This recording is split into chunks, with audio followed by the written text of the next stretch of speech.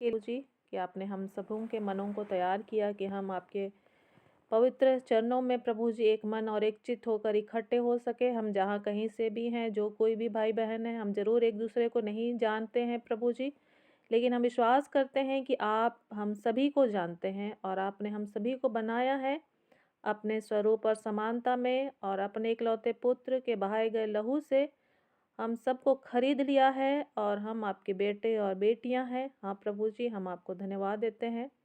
होने दे प्रभु जी, आपकी आत्मा की सहायता से प्रभु जी हम आपको भावता हुआ बलिदान चढ़ा सके, आपको आदर दे सके। हाँ प्रभु जी, हमारे मनों में बहुत तरह के विचार हैं, दिन भर की चिंता और परेशानियां हैं, उन सारी बातों से आप हमें आज़ाद करें और हमें एक बच्चे के समान प्रभु जी अपने निकट आने दीजिए। हाँ प्रभु जी, हम अपने सारी चिंता और परेशानियों को, समस्याओं को आपके चरणों में रखते हैं प्रभु जी। आप ही सारी बातों के ऊपर अपना नियंत्रण रखें। हमारे जीवन में जो कुछ भी पाप और अपराध है प्रभु जी, गलतियां हैं, पाप हैं, कठोरता है प्रभु जी, अंधापन है, हम सारी बातों को मानते हैं इस घड़ी प्रभु जी। हमें क्षमा कीजिए यीशु के नाम से प्रभु जी, और आप हमें जैसा बनाना चाहते हैं प्रभु जी, बनने में सहायता और मदद कीजिए। हमारे शरीर, मन, प्राण, आत्मा को आप चंगा करें प्रभु जी। हाँ प्रभु जी, जहाँ भी सुधार की आवश्यकता है आप हमें सुधारे प्रभु जी, एक नया बर्तन बनाइए। एक एक भाई बहन को हम आपके हाथों में सौंपते हैं प्रभु जी। हर एक के घर आने का नियंत्रण आपके हाथों में देते हैं। हर एक घर में शांति बरकरार रहे प्रभु जी इस घड़ी, ताकि हम शांतिपूर्वक प्रभु जी आपको सारा आदर और महिमा दे सकें। सारा आदर महिमा आपको देते हुए इस प्रार्थना को हम आपके पुत्र, हमारे उद्धारकर्ता प्रभु यीशु मसीह के नाम से मांगते हैं। आमीन आमीन। Praise the Lord, hallelujah. इस समय हालेलुया।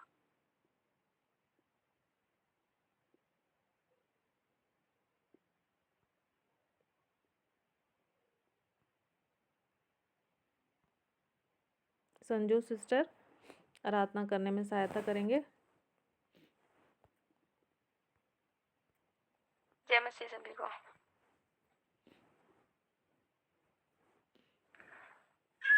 जय मसीह की सभी को।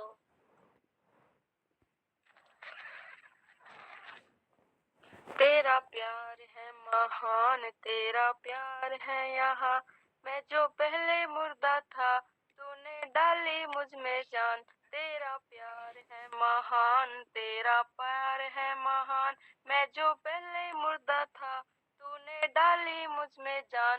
क्यों ना बोलूं फिर मैं तेरी जय जयकार, क्यों ना बोलूं फिर मैं तेरी जय जयकार। जय जयकार जय जयकार, क्यों ना बोलूं फिर मैं तेरी जय जयकार। तेरा प्यार है महान, तेरा प्यार है यहाँ, मैं जो पहले मुर्दा था तूने डाली मुझ में जान। क्यों ना बोलूं फिर मैं तेरी जय जयकार, क्यों ना बोलूं फिर मैं तेरी जय जयकार। मेरी सूरत बिगड़ी थी, मेरा दिल था खाली, तूने सींचा था खून से ताकि आए हरियाली। मेरी सूरत बिगड़ी थी, मेरा दिल था खाली, तूने सींचा था खून से ताकि आए हरियाली। क्यों ना बोलूं फिर मैं तेरी जय जयकार, क्यों ना बोलूं फिर मैं तेरी जय जयकार। आई जीवन में खुशी, आई अब दी जिंदगी, तू है जिंदा साफिया, तूने ये है किया। आई जीवन में खुशी, आई अब दी जिंदगी, तू है जिंदा साफिया, तूने ये है किया। क्यों ना बोलूं फिर मैं तेरी जय जयकार, क्यों ना बोलूं फिर मैं तेरी जय जयकार। जय जयकार जय जयकार, क्यों ना बोलूं फिर मैं तेरी जय जयकार। अपने रूह से भर दिया, अपनी शक्ति मुझको दी, ताकि दूं मैं गवाही तेरे जी उठने की। अपने रूह से भर दिया, अपनी शक्ति मुझको दी, ताकि दूं मैं गवाही तेरे जी उठने की। क्यों ना बोलूं फिर मैं तेरी जय जयकार, क्यों ना बोलूं फिर मैं तेरी जय जयकार। तेरा प्यार है महान, तेरा प्यार है यहाँ, मैं जो पहले मुर्दा था, तूने डाली मुझ में जान। तेरा प्यार है महान, तेरा प्यार है यहाँ, मैं जो पहले मुर्दा था, तूने डाली मुझ में जान। क्यों ना बोलूं फिर मैं तेरी जय जयकार, क्यों ना बोलूं मैं तेरी जय जयकार। हालेलुया, धन्यवाद। हालेलुया। Thank you sister. प्रभु आपको आशीष दे। और सच में हमारी सूरत बिगड़ी हुई थी, लेकिन फिर भी प्रभु ने हमसे प्यार किया और फिर से हमें नया बनाया है। प्रभु को सारा आदर और महिमा मिले। और इस समय हम कैलाश महावार के परिवार में देवेंद्र भाई आपका स्वागत करते हैं।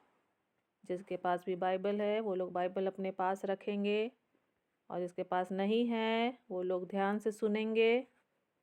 कैलाश के परिवार से देवेंद्र भाई।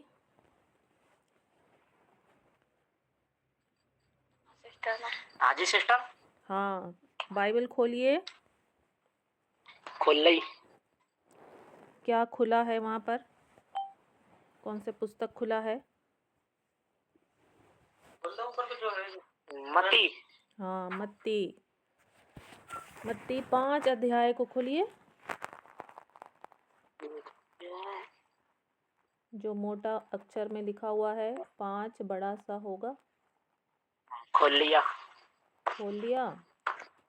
क्या लिखा हुआ है उसको 2 पद पढ़िए।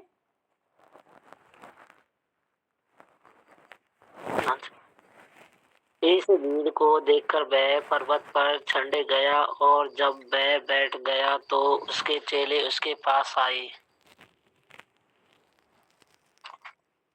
तब वह अपना मुंह खोलकर उन्हें यह उपदेश देने लगा, धन्य है वह जो मन के दीन है, क्योंकि स्वर्ग का राज उन्हीं का है। धन्य है वह जो शोक करते हैं, क्योंकि वह सांत्वना पाएंगे। धन्य है वह जो नम्र है, क्योंकि वह पृथ्वी के उत्तराधिकारी होंगे। धन्य है वो जो धार्मिकता के भूखे और प्यासे हैं, क्योंकि वह तृप्त किए जाएंगे। धन्य है वह जो दयावंत है, क्योंकि उन पर दया की जाएगी। धन्य है वह जिनके मन शुद्ध है, क्योंकि वह परमेश्वर को देखेंगे। धन्य है वह जो मेल कराने वाले हैं, क्योंकि वे परमेश्वर के पुत्र कहलाएंगे। धन्य है वे जो धार्मिकता के कारण सताए जाते हैं, क्योंकि ईश्वर का राज्य उन्हीं का है। धन्य हो तुम जो जब लोग मेरे कारण तुम्हारी निंदा करे,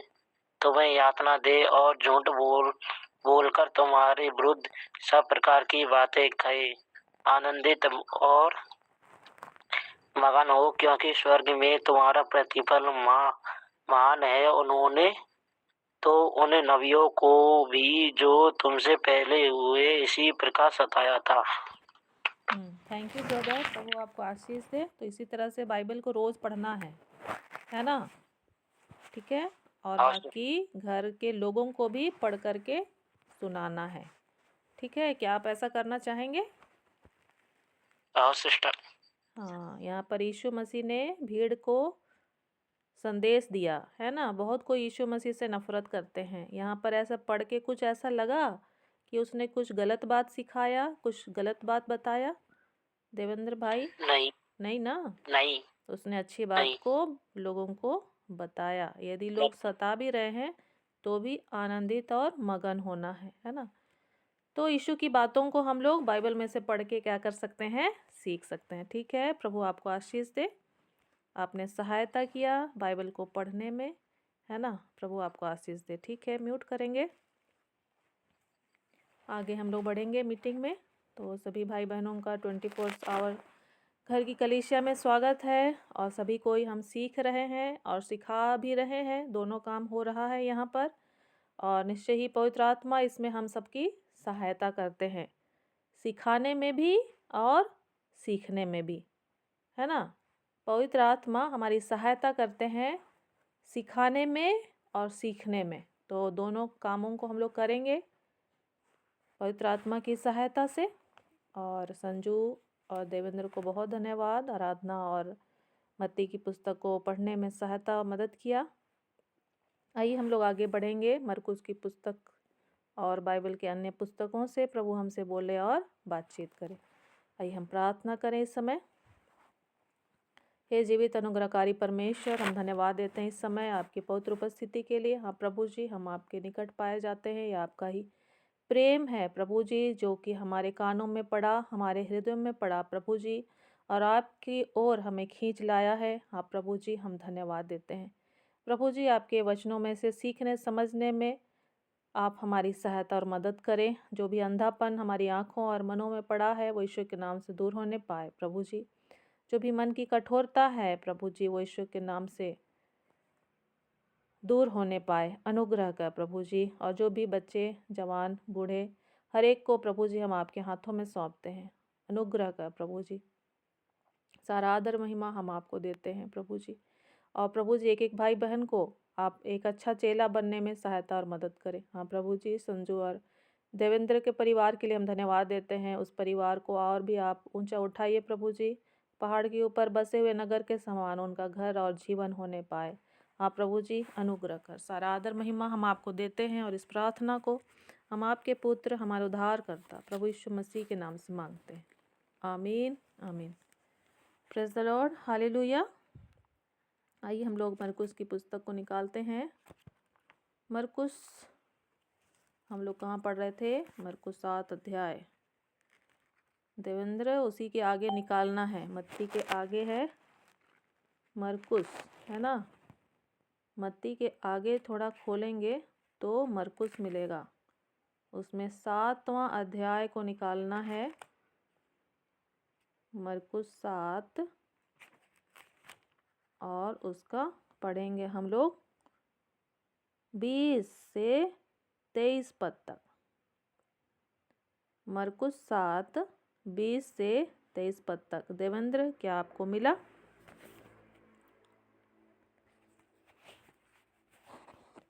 मरकुस 7 20 से 23।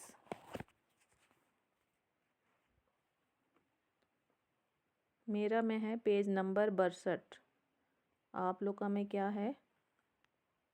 नए नियम की पुस्तक में पेज नंबर 62 है। मत्ती के बाद अगली पुस्तक है मरकुस, उसमें 7वां अध्याय 20 से लेके 23 पद तक। देवेंद्र, क्या आपको मिला?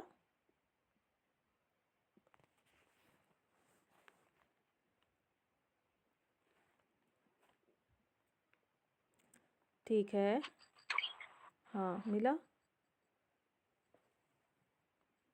देख रहा हूँ सिस्टर। पेज नंबर कितना बताया? 62, 62। मिल गया। 7वां अध्याय मिला। 7वां अध्याय मिल गया। 20 पद। अब उसके अंदर छोटा छोटा 1 2 3 लिखा हुआ है, 1 2 3। उसमें 20 पद दिख रहा है? दिख रहा है। पढ़िए वहां से 20 से 23 पद तक। फिर उसने कहा, जो मनुष्य में से निकलता है वही मनुष्य को अशुद्ध करता है, क्योंकि भीतर से अर्थात मनुष्यों के मन में से को विचार, व्यभिचार, चोरी, हत्या, पर स्त्री गमन, लोभ और दुष्ट के काम तथा छल, कामुकता, ईर्ष्या, निंदा, अहंकार और मुक्तता निकलती है। यह सब बुराइयां भीतर से निकलती है और मनुष्य को अशुद्ध करती है। Thank you brother. ठीक है, म्यूट करेंगे। और जहाँ कोमा है वहाँ थोड़ा सा रुकेंगे, जहाँ पर पूर्ण विराम है वहाँ थोड़ा और ज़्यादा देर रुकेंगे, है ना। चलिए हम लोग फिर से सुनते हैं। मरकुस 7 20 से लेके 23 तक। फिर उसने कहा, जो मनुष्य में से निकलता है वही मनुष्य को अशुद्ध करता है, क्योंकि भीतर से अर्थात मनुष्य के मन से बुरे बुरे विचार, व्यभिचार, चोरी, हत्या, पर स्त्री गमन, लोभ, दुष्टता, छल, लुच्चपन, कुदृष्टि, निंदा, अभिमान और मूर्खता निकलती है। ये सब बुरी बातें भीतर ही से निकलती हैं और मनुष्य को अशुद्ध करती हैं।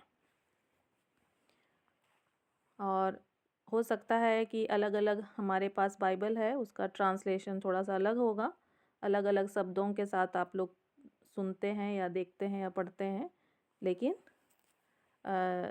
जो है वो जो बताना चाह रहा है वो वही चीज़ है जो अलग अलग शब्दों के साथ आप लोग देखते होंगे, है ना। तो कंफ्यूज नहीं होना है। तो यहाँ पर हम लोग क्या सुन रहे थे? यीशु मसीह बोल रहे हैं, है ना। यीशु मसीह ने कहा है जो मनुष्य में से निकलता है वही मनुष्य को अशुद्ध करता है, क्योंकि भीतर से अर्थात मनुष्य के मन से बुरे बुरे विचार। तो मनुष्य के अंदर से क्या क्या निकलता है? बुरे बुरे विचार, व्यभिचार, चोरी, हत्या, परस्त्रीगमन, लोभ, दुष्टता, छल, लुचपन, कुदृष्टि, निंदा, अभिमान और मूर्खता। कितना चीज निकला? कितना चीज हो गया? कोई गिनती किया तो बताओ।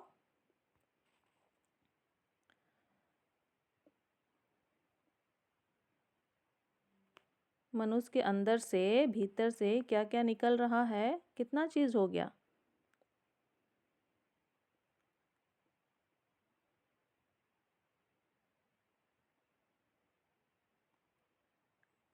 उससे 12। अच्छा, सुशीला को 12 मिला। और कोई गिनती कर रहे हैं तो आपको कितना मिल रहा है बताइए? 13। 13। और कोई बताइए?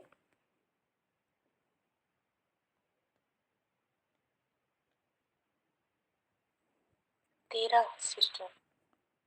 ठीक है, सब कोई गिनती कीजिए। मरकुस 7, 21, 22 में मनुष्य के अंदर से निकलने वाले कितनी चीज़ें यहाँ पर लिखी हुई हैं? 12 या 13? सब कोई काउंट करेंगे तो 13 चीज़ें जो अंदर से निकल रही हैं, है ना। और हम लोग कल बातचीत कर रहे थे कि मनुष्य के अंदर ये सब चीज़ें एक एक भी हो सकते हैं या ज़्यादा भी हो सकते हैं, है ना। और हम लोग अपने अपने बारे में विचार करें कि हमारे भीतर से क्या निकलता है ना। मेरे भीतर से क्या निकलता है? ठीक है, इस तरह से हम अपने अपने अंदर से क्या करेंगे? सवाल करेंगे समय। और एक बहन से मैं बातचीत कर रही थी तो उसने कहा कि मैं कभी झूठ नहीं बोलती हूँ। या कई लोग ऐसे कई बार बोलते हैं कि हम कभी झूठ नहीं बोलते हैं। क्या ऐसा हो सकता है? आप लोग क्या सोचते हैं? क्या ऐसा होता है क्या कि मनुष्य कभी झूठ ना बोले? नहीं सिस्टर, कभी ना कभी अनजाने में हो जाता है। अनजाने में हो जाता है। और मुझे तो ऐसा लगता है कई बार हम लोग जानकर भी झूठ बोलते हैं। ऐसा हो सकता है कि नहीं मनुष्य के साथ? होता है।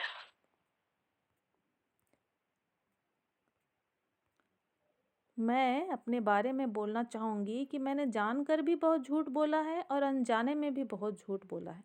ऐसा मुझे अपने बारे में लगता है। आप लोग भी अपने बारे में विचार करें, है ना। और यहाँ पर लोभ के विषय में लिखा हुआ है। क्या हमारे अंदर लोभ है या नहीं है? हम लोग विचार करेंगे, है ना। और बाइबल हमें बताती है 10 आज्ञा में कि तू अपने पड़ोसी के घर का लालच ना कर, है ना। क्या ऐसा कभी नहीं हुआ है कि हमें अपने पड़ोसी के घर को देखकर हमारे मन में ऐसी भावना उत्पन्न हुई है कि अरे हमारे पास भी होता, है ना। अरे हमारे पास भी ऐसा होता। ऐसा वाला विचार उत्पन्न होता है कि नहीं? पड़ोसी के या दूसरे के घर को या कुछ भी चीज़ को देख के ऐसी भावना उत्पन्न होती है कि नहीं?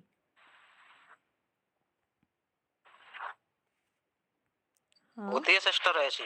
होती है ना? कि हाँ, काश हमारे पास भी ऐसा होता। होती है। मन में ऐसा विचार उत्पन्न होता है ना? हो सकता है कि कई बार हम लोग उसको रोक लेते जी हैं, होता है। है ना? कई बार हम लोग को लगता होगा कि हम लोग उसको रोक लेते हैं, कंट्रोल कर लेते हैं और फिर हो सकता है कि हम आगे नहीं बढ़ते हैं। लेकिन कहीं न कहीं ये विचार हमारे मन में उत्पन्न होता ही है ना?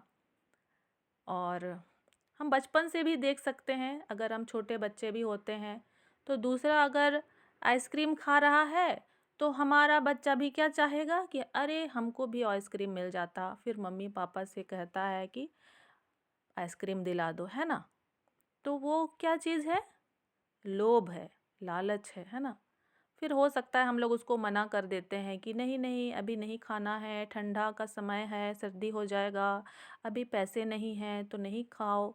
तो बच्चा मान भी जाता है, लेकिन वो भावना तो उत्पन्न होती ही है ना? तो इसी तरह से यहाँ पर 13 बात लिखा हुआ है, ठीक है? 13 बात लिखा हुआ है जो मनुष्य के भीतर से निकलता है। कोई बहुत ज़्यादा मात्रा में किसी के जीवन में हो सकता है और कोई थोड़े मात्रा में दिख हो सकता है ना? और कोई कोई है जो दिखता नहीं है, गुप्त में रहता है। कोई कोई ऐसे पाप हैं जो कि गुप्त में रहते हैं, है ना? दिखाई नहीं देते हैं, पहचान में नहीं आते हैं। वो जिस आदमी के अंदर से निकलता है, वो आदमी खुद भी उसको नहीं पहचान पाता है कि मेरे अंदर से लोभ निकल रहा है कि नहीं निकल रहा है ना? मेरे अंदर से छल की बात निकल रही है कि नहीं निकल रही है? मेरे अंदर से निंदा की बात निकल रही है कि नहीं निकल रही है? कई बार वो मनुष्य को खुद भी पता नहीं चलता है ना? हम लोग उसको पहचान नहीं पाते हैं अपने अंदर से, और फिर हम ऐसे ही रहते हैं, है ना? ऐसे ही हम अपने जीवन में चलते रहते हैं, जीते रहते हैं। लेकिन यहाँ पर यीशु मसीह क्या बोल रहे हैं कि जो मनुष्य के भीतर से निकलता है वही उसको अशुद्ध करता है। तो हमारे अंदर से यदि ऐसी बातें निकलती हैं या नहीं भी निकल रही हैं और अंदर ही अंदर गुप्त रीति से है, तो वो हमको क्या करता है? अशुद्ध कर देता है ना? मुझे अशुद्ध कर देता है, आपको अशुद्ध कर देता है।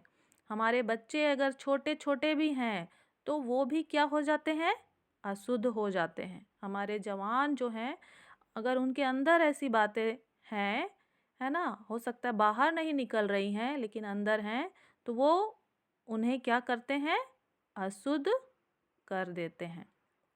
या फिर हम माँ बाप हैं, बड़े बूढ़े भी हैं, है ना? बुजुर्ग हैं और हमारे अंदर से ऐसी बातें निकल रही हैं, हो सकता है हमारे मुंह से निकल रही हैं या हमारी आँखों से निकल रही हैं, है ना? या हमारे कानों से भी निकल रही है। कानों से तो हम लोग सुनते हैं, सोच रहे होंगे, है ना? वहाँ से कहाँ निकलता होगा अशुद्धता? लेकिन अगर हम दूसरों का चुगली सुनने के लिए अगर कान लगाए हैं, है ना? तो हम गलत बात के लिए वहाँ पर अ, अपना कान को लगाए हैं, तो वो भी अशुद्धता को ही क्या करता है? दर्शाता है। तो चाहे हम छोटे बच्चे हैं या बुजुर्ग हैं, जवान हैं, हम किसी भी उम्र के हैं और हमारे मन से ऐसे अशुद्ध विचार उत्पन्न होते हैं, तो हम क्या हो जाते हैं? अशुद्ध हो जाते हैं, है ना? कोई ऐसा है क्या जो नहीं नहीं हम अशुद्ध नहीं हैं, हम आज दिन भर कोई गलत काम नहीं किए हैं, ऐसा कोई बोल सकता है? आज दिन भर हम सुबह से उठ करके अभी शाम 8 बजे तक मीटिंग जुड़ने तक हम कोई भी ऐसा काम नहीं, गलत काम नहीं किए हैं, ऐसा कोई यहाँ पर बोल सकता है?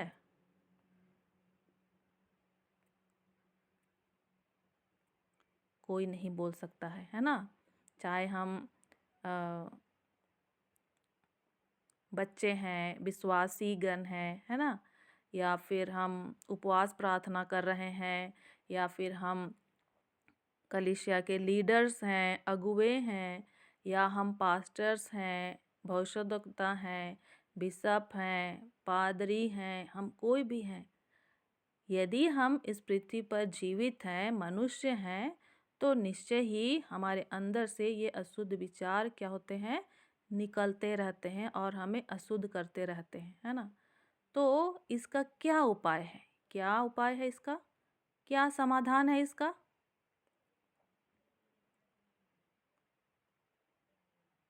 ये तो कंफर्म हो गया कि सभी मनुष्य निकलते ही है। हाँ, क्या यीशु समाधान है? का लहू और यीशु का लहू और वचन कहता है कि उनके मतलब कहे गए वचन के द्वारा हम शुद्ध हैं।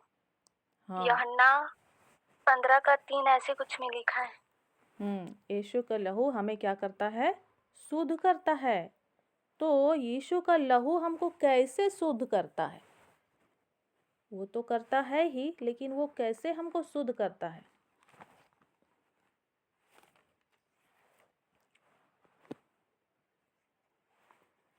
पहला यूहन्ना। विश्वास करने से भी। हाँ, विश्वास तो जरूरी ही है ना? विश्वास भी हम कर रहे हैं, और क्या करना है? विश्वास, प्रार्थना। ठीक है, एक वचन के साथ मैं आप सबको सहायता देना चाहूँगी। पहला यूहन्ना 1:9। पहला यूहन्ना 1:9 नया नियम में पीछे तरफ है। पहला यूहन्ना, है ना? 333 पेज नंबर। पहला यूहन्ना 333 पेज नंबर 1:9। पहला यूहन्ना 1:9 333 पेज नंबर। किसी को मिल रहा है? नए भाई बहन पढ़ने में सहायता करें। यस दीदी, मैं पढ़ देता हूँ। ठीक है।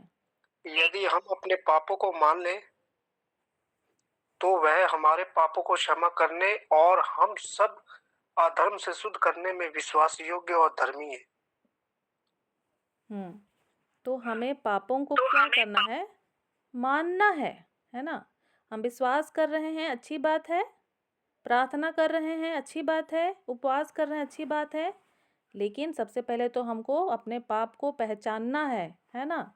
कि हम कौन सा पाप कर रहे हैं। यहाँ पर 13 पाप लिखा हुआ है ना? मरकुस 7:21-22 में। अब उस 13 पाप में से कौन सा पाप हम कर रहे हैं, हमको उसको पहले क्या करना है? पहचानना है कि आज दिन भर कहीं मेरे मन से लोभ तो नहीं उत्पन्न हुआ, कहीं मेरे मन से निंदा तो नहीं उत्पन्न हुआ, क्या मैंने घमंड तो नहीं किया, अभिमान तो मैंने नहीं किया, कहीं मूर्खता की बात तो मुझसे नहीं निकली, कहीं मैंने चोरी तो नहीं किया, कहीं मैंने व्यभिचार तो नहीं किया, है ना? कहीं मैंने हत्या तो नहीं किया। हो सकता है हमने शारीरिक रूप से किसी को हत्या नहीं किया, लेकिन हमने दूसरी तरह से किसी को हत्या कर दिया, है ना? भावनाओं में किसी से हमने बैर किया और उसकी हत्या कर दी। हमको पहले क्या करना है? अपने पाप को पहचानना है। इस 13 पाप में से कौन सा पाप मैंने किया, है ना? उसको पहचानना है। और जब हम पहचानेंगे तब हम अपने पापों को क्या कर लेंगे? मान लेंगे। ठीक है? और जब हम मान लेंगे तब वो हमारे पापों को क्षमा करने और हमें सब अधर्म से शुद्ध करने में विश्वास योग्य और धर्मी है। तो यीशु मसीह को यहाँ पर अलग अलग सभी पापों को लिखने का या बताने का जरूरत था? यीशु मसीह को सभी यहाँ 13 बातों को बोलने का जरूरत था? वो नहीं भी बोलते कि नहीं, जो पाप तुम्हारे अंदर से निकलता है वही तुम्हें अशुद्ध करता है, ऐसे भी तो बोल सकते थे ना? लेकिन उन्होंने पाप को डिटेल से यहाँ पर 13 शब्दों के साथ लोगों के सामने रखा, है ना? 13 शब्दों के साथ लोगों के सामने रखा। तो निश्चय ही इसका कोई उद्देश्य हो सकता है कि मनुष्य उन पापों को क्या करे? अपने जीवन में पहचाने, है ना? आपको और मुझे पहचानना है। और इस काम को हम लोग अभी केवल नहीं करना है, मीटिंग के टाइम ही केवल नहीं करना है ना। इसको हमको दिन भर करना है। दिन भर हमको विचार करना है, काम करते हुए, पकाते, खाते, चलते फिरते, बातचीत करते हुए, गीत गाते, वचन पढ़ते, है ना, कि मुझसे कौन सी गलती हो गई है। ठीक है, मुझसे कौन सी गलती हो गई है, इस तरह से अपने आप से क्या करना है, पूछना है। और निश्चय ही जब हमने यीशु मसीह को जाना है तो पवित्र आत्मा हमारा सहायक है। वो हमें फुसफुसा कर कहता है कि बेटा बेटी, आज तुमने ये गलती की है, आज तुमने ये पाप किए हैं, है ना। तो वो धीरे से बोलते हैं, बहुत चिल्ला चिल्ला के नहीं बोलते हैं। ठीक है, धीरे से बोलते हैं और उस धीमी आवाज़ को क्या करना है, सुनना है और अपनी गलती को मान लेना है ना। और फिर हमको विश्वास करना है उसके बाद, है ना। अपनी गलती को मान लेना है, उसके बाद हमको विश्वास करना है कि यीशु मसीह ने मेरे पाप को क्षमा कर दिए हैं। लेकिन कई बार हम लोग शॉर्टकट चलते हैं, है ना, शॉर्टकट चलते हैं जल्दी जल्दी, कि हम लोग प्रार्थना करते हैं, आराधना करते हैं, है ना, अपने पापों को मान लेते हैं, सब कुछ हम लोग को एकदम रटा रटाया हो जाता है और फिर यीशु के नाम से आमीन, है ना। हम सोचने में समय नहीं लगाए कि हमने क्या गलती किया था, है ना, और फिर हम आगे बढ़ जाते हैं। और ऐसा करते करते हमारे जो अशुद्धता है, जो पाप है, कहीं ना कहीं हमारे मन के किसी कोने में पड़े रहते हैं। जैसे हमारे घर के कोने कोने में सामान पड़ा रहता है, जिसको हम लोग कई बार साफ़ नहीं करते हैं डेली, है ना, डेली नहीं साफ़ करते हैं। और फिर वहाँ पर उसी तरह से सामान और साथ ही साथ जो कचरा है वो भी जमा होते जाता है। तो यदि हम लोग भी बड़े हड़बड़ी में आगे बढ़ते जाते हैं, गीत गाते हैं, प्रार्थना करते हैं, है ना, और अपने पापों को विचार नहीं करते हैं कि हमने आज क्या पाप किया, तो फिर वो कहीं ना कहीं जमा होकर रहता है। ठीक है, और फिर धीरे धीरे वो बड़ा होते जाता है। ठीक है, बड़ा होते जाता है और फिर एक दिन हमको बड़ी समस्या नज़र आती है अपने जीवन में। फिर हमको समझ नहीं आता है कि ये कैसे हो गया है ना। लेकिन उसकी शुरुआत तो कहीं ना कहीं एक छोटे बिंदु से ही वो शुरू हुआ था, है ना। एक छोटा बिंदु, फिर उसके ऊपर और धीरे धीरे बड़ा बड़ा होते होते एक बड़ा समस्या बन जाता है ना। तो इसका समाधान है कि हमको अपने पापों को पहचानना है और उसको मान लेना है। जब भी ऐसा लगता है कि नहीं मैंने तो कोई पाप नहीं किया है, तो बाइबल हमें बताती है कि सभी मनुष्य ने पाप किया है ना। रोमियो 3:23 हमें बताता है कि सबने पाप किया है और परमेश्वर की महिमा से रहित हैं। उसी तरह से रोमियो 4:9, रोमियो 6:23, रोमियो 6:23 भी हमें बताता है, क्योंकि पाप की मजदूरी तो मृत्यु है। मृत्यु मतलब ये नहीं कि हम लोग का शरीर मर जाएगा, हमारी सांस खत्म हो जाएगी, ऐसा नहीं, है ना। हम परमेश्वर की उपस्थिति से क्या हो जाते हैं, अलग हो जाते हैं। तो पाप की मजदूरी तो मृत्यु है। तो हमको हमेशा ही विचार करना है ना, कि हमने कौन से गलत काम किए हैं और हमें उस पाप को क्या करना है, मान लेना है। इस काम को किसके लिए करना है, अपने लिए। सबसे पहले किसके लिए, अपने लिए करना है। और एक व्यक्ति के बारे में बताना चाहूँगी आप लोगों को, उसका नाम क्या है, एजरा। क्या नाम है, एजरा, जो कि पुराने नियम में हम लोगों को मिलता है। और जो एजरा है वो भी बड़ा परेशान हो गया था कि उसके जो लोग हैं वे लोग भी क्या कर रहे थे, इसी तरह से अशुद्धता में अपना जीवन बिता रहे थे, है ना। किस में जीवन बिता रहे थे, अशुद्धता में जीवन बिता रहे थे। तब उसने प्रार्थना करना आरंभ किया। यदि हम लोग एजरा 9 को निकाल सकते हैं, पुराने नियम में है, नए नियम में नहीं मिलेगा, तो आप लोग सुन लीजिए। एजरा 9 में 6 से आगे वो कैसे प्रार्थना करता है ना। एजरा 9 उसका 6 से आगे हम लोग पढ़ेंगे और एजरा कैसे प्रार्थना करता है हम लोग सुनते हैं। ठीक है, हे मेरे परमेश्वर, मुझे तेरी ओर अपना मुंह उठाते ला जाती है। और हे मेरे परमेश्वर, मेरा मुंह काला है, क्योंकि हम लोगों के अधर्म के काम हमारे सिर पर बढ़ गए हैं, और हमारा दोष बढ़ते बढ़ते आकाश तक पहुंच गया है। अपने पुरखाओं के दिनों से लेकर आज के दिन तक हम बड़े दोषी हैं, और अपने अधर्म के कामों के कारण हम अपने राजाओं और याजकों समेत देश देश के राजाओं के हाथ में किए गए कि तलवार, दासत्व, लूटे जाने और मुंह काला हो जाने की विपत्तियों में पड़े, जैसे कि आज हमारी दशा है। पर अब थोड़े दिन से हमारे परमेश्वर यहोवा का अनुग्रह हम पर हुआ है, और हम में से कोई कोई बच निकले, और हमको उसके पवित्र स्थान में एक खूंटी मिले, और हमारा परमेश्वर हमारी आंखों में ज्योति आने दे, और दासत्व में हमको कुछ विश्रांति मिले। हम दास तो हैं ही, परंतु अपने दासत्व में हमारे परमेश्वर ने हमको नहीं छोड़ दिया, वरन फारस के राजाओं को हम पर ऐसे कृपालु किया कि हम नया जीवन पाकर अपने परमेश्वर के भवन को उठाने और उसके खंडरों को सुधारने पाए, और हमें यहूदा और यरूशलेम में आड़ मिली। तो ये थोड़ा सा उदाहरण हमने पढ़ा है, और भी पढ़ सकते हैं आगे पीछे, है ना।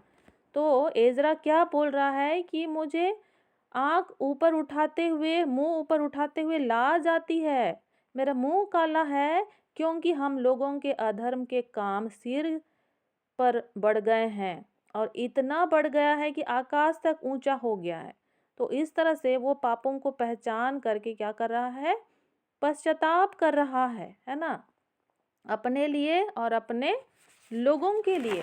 तो हम लोगों को भी धीरज के साथ इस तरह से क्या करना है, प्रार्थना करना है पश्चाताप के साथ, है ना। ठीक है, एकांत में, ठीक है, इस काम को करना है।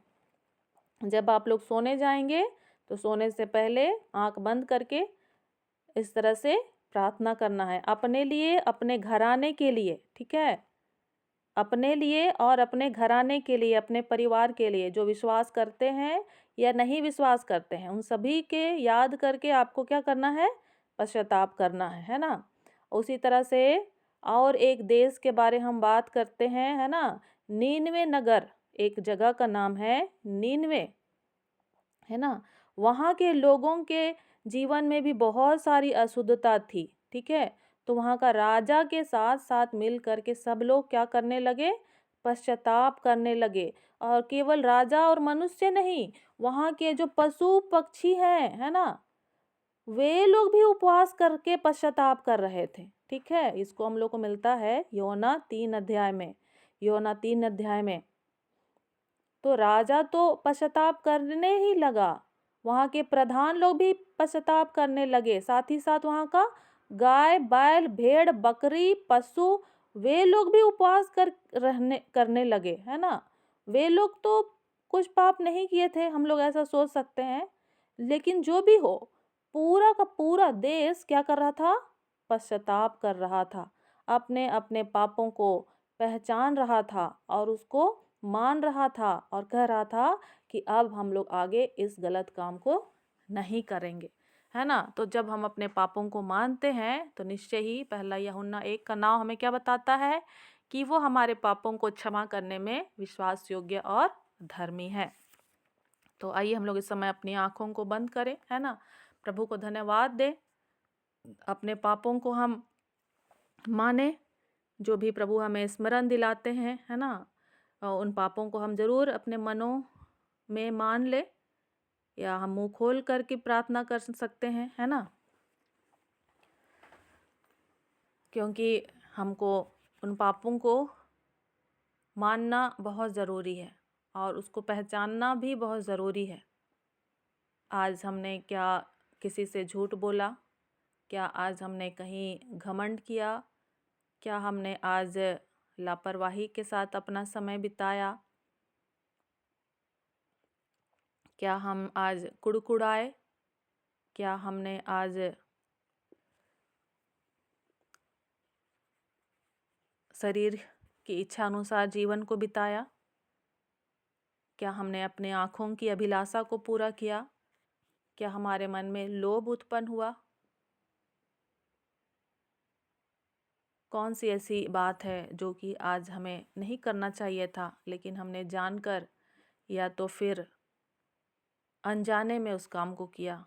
हो सकता है कि पिछले समय की बातें हमें याद आती है। हमें उन बातों को, पापों को मानना है और हम अपने बच्चों, अपने बड़ों, अपने परिवार के लोगों के पापों को भी याद करके उसको मानना है। उनके निमित्त हमको इन पापों को क्या करना है? मानना है। क्योंकि यीशु मसीह ने कहा कि जो तुम्हारे मुंह से निकलता है, जो तुम्हारे भीतर से निकलता है, वही तुम्हें अशुद्ध करता है। तो हम उस अशुद्धता से छुटकारा पाएं, सबसे पहले हम उन्हें मान ले। हम अपने परिवार घराने के पापों को मानेंगे। हो सकता है हम पति पत्नी हैं तो हम एक दूसरे को माफ़ नहीं कर पा रहे हैं, या फिर हमारे पड़ोसी हो सकता है हमको सताते हैं, हमारे बारे में बुरी बुरी बातें बोलते हैं, तो हमारे मन में कुड़कुड़ाहट उत्पन्न होता है। तो हम इस समय उनको माफ़ करें।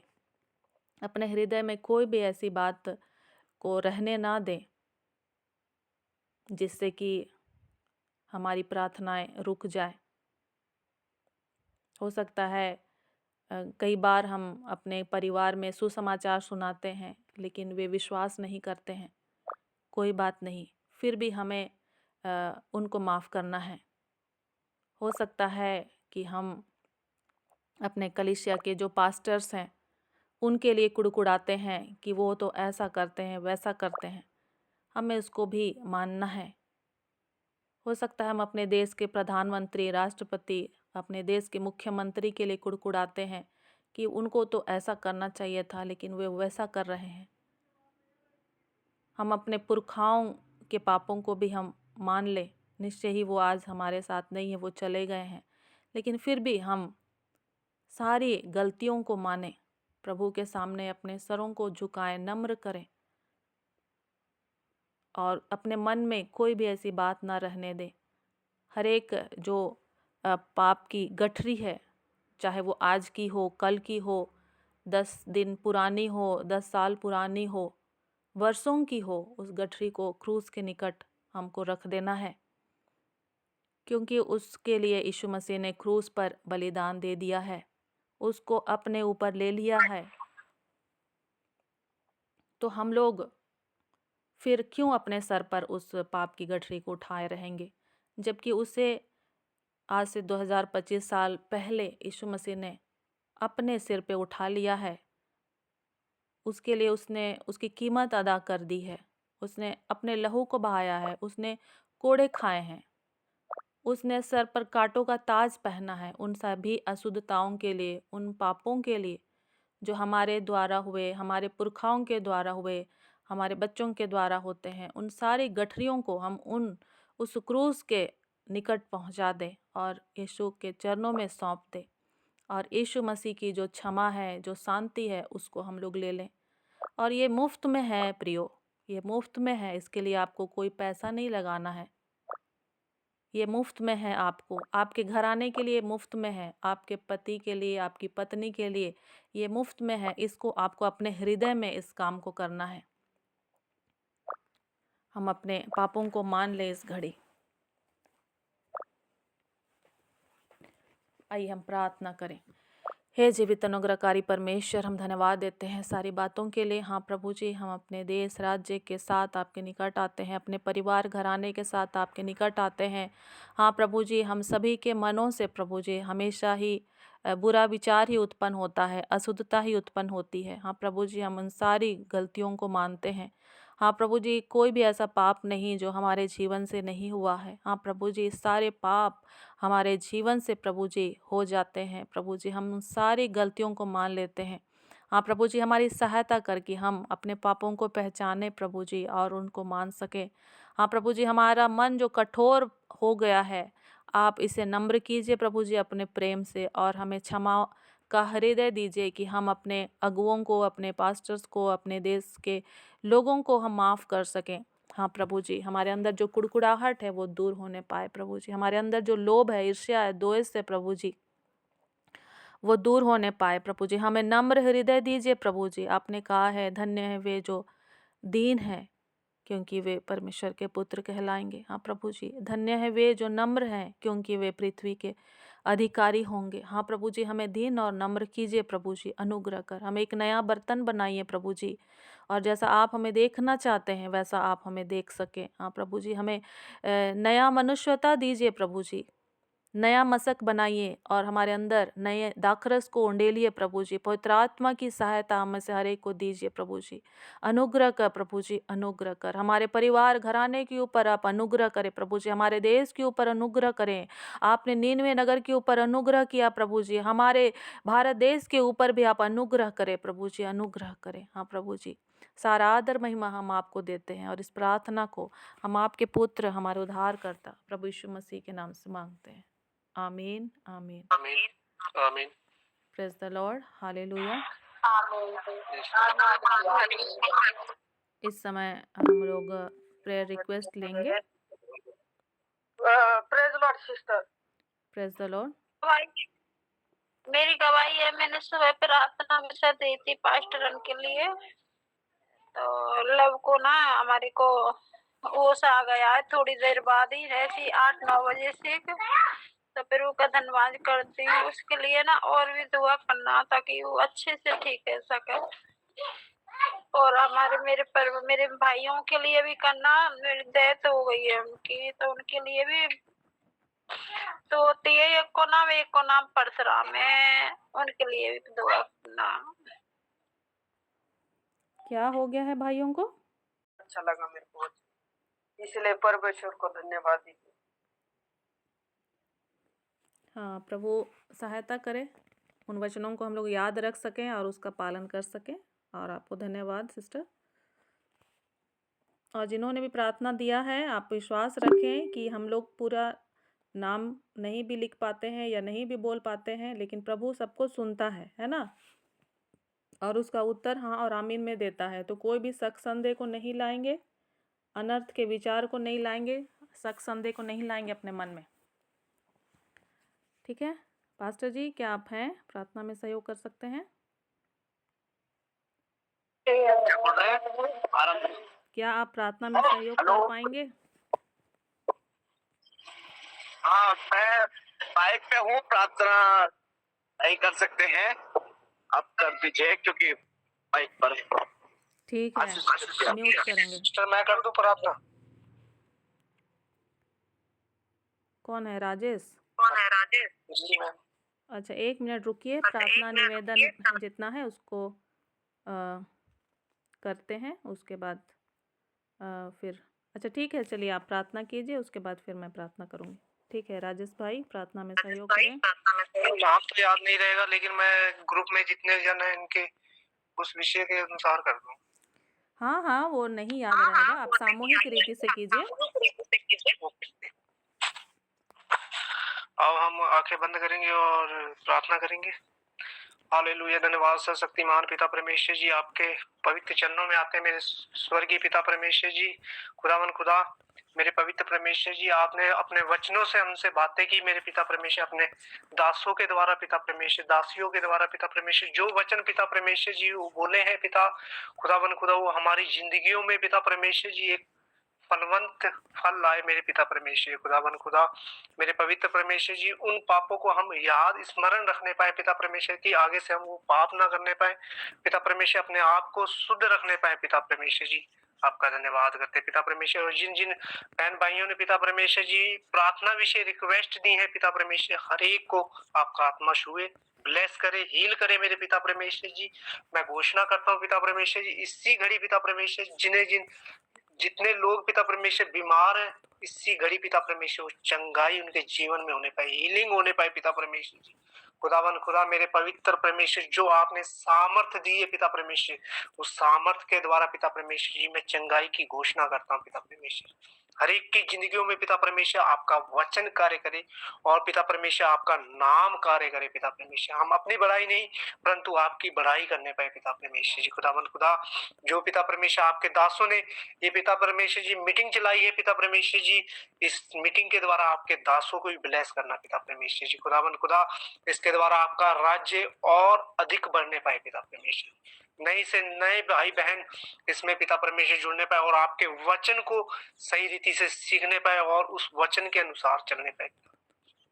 खुदावन खुदा, आपने मेरी प्रार्थना सुनी, आपका धन्यवाद करता हूँ। धन्यवाद के साथ छोटी सी विनती प्रार्थना उद्धारकर्ता प्रभु यीशु मसीह के जीवित नाम से मांगता हूँ,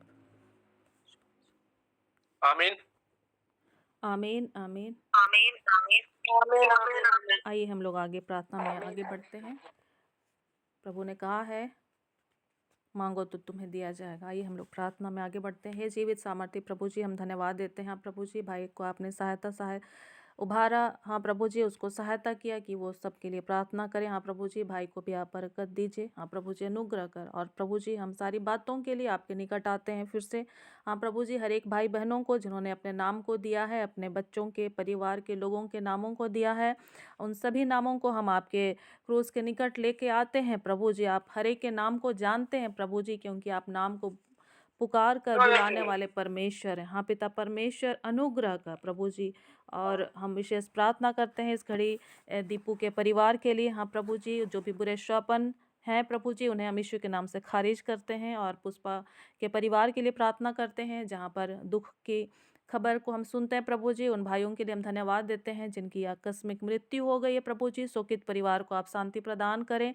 हाँ प्रभु जी, और जिस गवाही को दिया उसके लिए हम धन्यवाद देते हैं प्रभु जी। और उषा देवी के परिवार के लिए हम प्रार्थना करते हैं, उस 2 महीने के बच्चे को आप सहायता करें कि वो अपना दूध सही तरह से ले सके और अच्छे तरह से नींद ले प्रभु जी। हर एक जो रोना है वो शांत होने पाए प्रभु जी, अनुग्रह कर। और प्रभु जी, हम अंशिका के लिए हम प्रार्थना करते हैं। हाँ प्रभु जी, जो भी वो सो नहीं पाती है, आप तो मीठी नींद देने वाले परमेश्वर हैं प्रभु जी, उसे मीठी नींद दीजिए। हाँ प्रभु जी, और हम प्रार्थना करते हैं उस 5 साल के लाला के लिए प्रभु जी, जो पढ़ाई के लिए मन नहीं लगता है, आपके स्वर्गीय बुद्धि ज्ञान और समझ उसको दिया जाए प्रभु जी। और बिमला के लिए प्रार्थना करते हैं, जो भी शारीरिक दर्द है वो यीशु के नाम से चंगा होने पाए। और जो भी परिवार में जो भी दारू की आत्मा काम करती है प्रभु जी, नशे की आत्मा, उसे यीशु के नाम से हम खारिज करते हैं। और हर एक अशुद्ध आत्माओं को हम अधोलोक में जाने की आज्ञा देते हैं प्रभु जी। और जो भी पैसा नहीं मिल पा रहा है उस परिवार में प्रभु जी, आप उपाय करने वाले परमेश्वर हैं। हाँ प्रभु जी, उन जवानों को और बच्चों को जो काम करते हैं प्रभु जी, आप पैसे सही समय पर मिलने के लिए सहायता करें प्रभु जी। और हम प्रार्थना करते हैं सुमन के लिए, जिसको समस्या है प्रभु जी, उसे इन्फेक्शन है, वो यीशु के नाम से दूर होने पाए प्रभु जी। और मिसल के परिवार के लिए, हम उसके भाइयों के लिए प्रार्थना करते हैं, जो भी पारिवारिक समस्या है प्रभु जी, उसका समाधान आपके स्वर्गीय सिंहासन से होने पाए। और प्रभु जी, हम राजेश के परिवार के लिए प्रार्थना करते हैं। और संजू, उसकी माँ के लिए प्रार्थना करते हैं, जो भी शैतानी शक्ति वहाँ कार्य करती है उन्हें हम यीशु के नाम से खदेड़ते हैं और अधोलोक में जाने की आज्ञा देते हैं। आपके स्वर्गदूतों की सेवा को प्रभु जी हम उसके परिवार में स्थापित करते हैं प्रभु जी। शोभा भारती के जो भी शारीरिक दर्द है यीशु के नाम से दूर होने पाए प्रभु जी, उसे शरीर मन प्राण आत्मा में आप चंगा करें। और भारती माझी के लिए धन्यवाद देते हैं प्रभु जी, वो अपने परिवार के लिए बोझ रखती है, पूरे घराने का उद्धार होने पाए, क्योंकि शोभा भारती माझी से ज़्यादा प्रभु जी आपकी ये इच्छा है कि पूरे घराने का उद्धार हो। हाँ प्रभु जी, परिवार के एक एक सदस्यों को हम यीशु के नाम से मांग लेते हैं। और उसी तरह से जितने लोग हम यहाँ पर इकट्ठे हैं प्रभु जी, हम सारे परिवार के घराने के लोगों को जो आज आपसे दूर हैं प्रभु जी, उनके मन को हम मांग लेते हैं प्रभु जी यीशु के नाम से, क्योंकि आपने कहा है मांगो तो तुम्हें दिया जाएगा। हाँ प्रभु जी, हम उनकी आत्माएं जिन्हें शैतान ने अपने वश में कर रखा है प्रभु जी, हम यीशु के नाम से उन आत्माओं को, उन लोगों को प्रभु जी मांग लेते हैं। और निश्चय ही वो आपकी भेड़ें हैं प्रभु जी, आपके शब्दों को सुनेंगी और आपके पीछे चलेंगी, हम ऐसा विश्वास करते हैं। और हम निहाल प्रजापति के परिवार के लिए प्रार्थना करते हैं, जहाँ पर पित्त और भूख की समस्या प्रभु जी, आप अनुग्रह करें और आपकी शांति उसके परिवार में होने पाए। हाँ प्रभु जी, और जिन्होंने नहीं भी कहा है, आप हर एक की प्रार्थनाओं को जानते हैं प्रभु जी। और एसआर पास्टर्स जो भी जुड़े थे प्रभु जी, जिन्होंने अपने सेवकाई के लिए प्रार्थना रिक्वेस्ट दिया था प्रभु जी, उसको भी हम आपके हाथों में सौंपते हैं प्रभु जी। हर एक को आप ही चलाने वाले परमेश्वर है। हाँ प्रभु जी, जहाँ कहीं भी सेवकाई चल रही है प्रभु जी, हर एक सेवकाई को आप बढ़ाएं, मजबूत करें प्रभु जी। पास्टर डेविड के लिए प्रार्थना करते हैं जो कि यात्रा में प्रभु जी, वो सुरक्षित अपने यात्रा को पूरा करके अपने घर पहुंच सके, और उनके परिवार घराने को भी हम आपके हाथों में सौंपते हैं प्रभु जी। सुरक्षित संभाल कर रखें, और 24 आवर्स घर की कलीसिया के हर एक परिवार घराने जो जहाँ कहीं भी रहते हैं प्रभु जी, दूर दूर अलग अलग अकेले अकेले स्थानों प्रभु जी, अपने विश्वासी जीवन को जीने का प्रयास कर रहे हैं प्रभु जी, हर एक को आप सुरक्षित संभाल कर रखें प्रभु जी। आपके स्वर्गदूतों की सेवा हर एक के लिए उपलब्ध की जाए, और जो भी अशुद्ध आत्माएं कार्य करना चाहती हैं प्रभु जी आपके राज्य को बिगाड़ने के लिए, हाँ प्रभु जी, हर एक अशुद्ध आत्माओं को हम इस गणेश के नाम से बांधते हैं और उस साधु लोक में हम जाने की आज्ञा देते हैं। हाँ प्रभु जी, आपका वचन हम में से हर एक के जीवन में कार्य करे प्रभु जी, और कोई भी अशुद्धता की बातें हमारे जीवन के ऊपर कार्य न करने पाए। हाँ प्रभु जी, अनुग्रह करें, हमें दीन और नम्र कीजिए प्रभु जी, हमें आपके राज्य के भूखे और प्यासा बनाइए प्रभु जी, और आपके स्वर्गीय आशीषों से हम सबको मामूर कीजिए प्रभु जी। हर एक दान वरदान हम सभी के लिए दिया जाए, और इस रात्रि जब हम अपने बिछौने पर होंगे, आपकी अद्भुत दर्शन और स्वप्न प्रभु जी हमारे लिए स्वर्ग से भेजे जाएं प्रभु जी, क्योंकि आपने कहा है अंत के दिनों में मैं अपना आत्मा सब प्राणियों पर उंडेलूंगा। हाँ प्रभु जी, अनुग्रह कर, और हमारे पूरे भारत देश में प्रभु जी बड़ी बेदारी आने पाए, और जहाँ कहीं भी सताव चल रहा है प्रभु जी, वहाँ पर हम आपके बड़े आनंद को मांगते हैं प्रभु जी। निश्चय ही आपके आनंद से बढ़कर कोई भी सताव नहीं है। हाँ प्रभु जी, आपके आनंद के द्वारा निश्चय ही हम जयवंत जी सकते हैं उन सताव के समयों में। हाँ प्रभु जी, अनुग्रह कर पिता परमेश्वर, अनुग्रह कर, और हम मरकुस की पुस्तक को सीखने के लिए मन लगाए हैं प्रभु जी, आप हमारी सहायता करिए, अपने स्वर्गीय बुद्धि ज्ञान और समझ दीजिए। हाँ प्रभु जी, अनुग्रह कर प्रभु जी। और कल हम फिर से प्रभु जी 8 बजे सही समय पर प्रभु जी इसी लिंक पर इकट्ठा हो सकें।